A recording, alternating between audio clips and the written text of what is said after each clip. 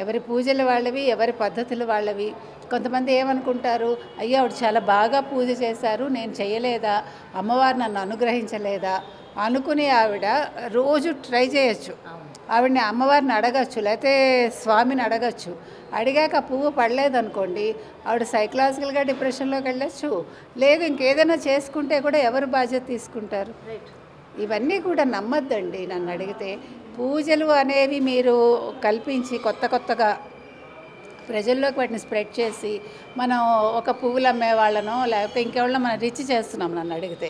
అంటే ఎక్కువ పూజలు అని చెప్పి ఖర్చులు పెంచేస్తున్నాం మనం. తర్వాత ఆడవాళ్ళల్లో మూఢ విశ్వాసాలని మనం పెంపొందింపచేస్తున్నాం. ఇవి చెయ్యొద్దు. నమ్మకం అనేది ఎవరిది వాళ్ళదే.